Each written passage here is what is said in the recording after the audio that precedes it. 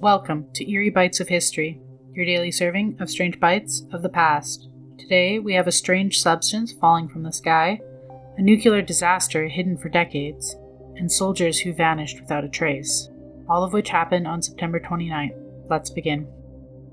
On September 29th, 2009, residents of Scotland stumbled upon a bizarre, unsettling discovery. Strange, glowing, jelly-like blobs scattered across the field in the moorlands.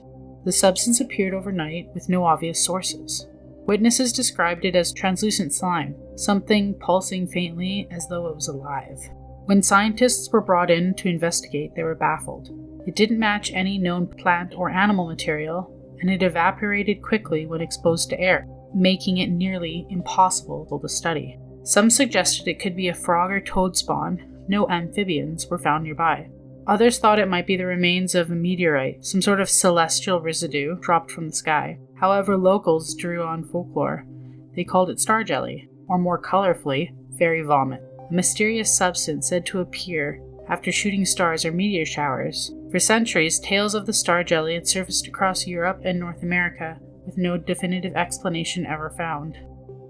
Was it a rare natural phenomenon, an extraterrestrial trace, or just the presence of an ancient myth in a modern world? To this day, the strange blobs remains one of Scotland's most curious mysteries. On September 29, 1957, a massive and mysterious catastrophe shook the Soviet Union, though almost no one outside of its borders knew it happened.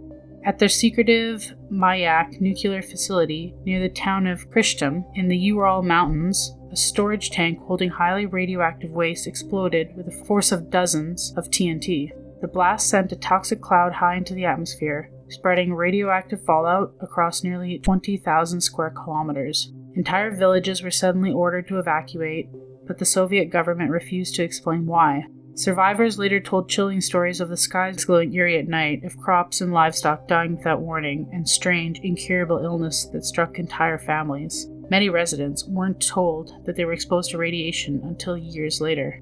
For decades, the disaster remained one of the Soviet Union's dark secrets. It was not revealed to the outside world until the late 70s, when defectors and researchers uncovered the truth, but by then, thousands had already suffered the hidden consequences.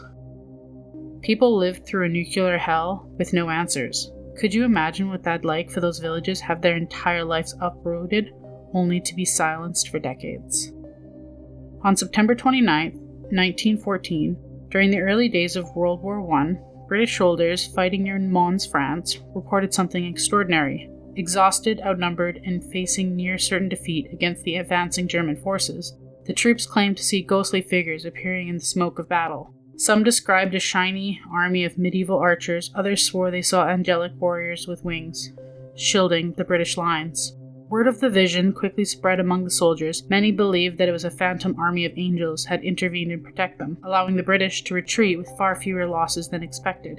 Newspapers soon picked up the tale, called it the Angels of Mons. For some, it was divine proof that God was on their side. For others, it was a case of mass hysteria, born out of terror, fatigue, and desperation. Some soldiers went to their graves, swearing they had truly seen heavenly figures standing guard. But was it merely a trick of stress or starvation, or did something otherworldly really appear?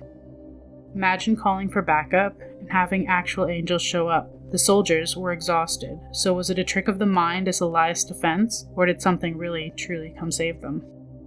Like your history snack-sized? Drop us a comment with your favorite bite and subscribe. Join us daily for your eerie dose of the past.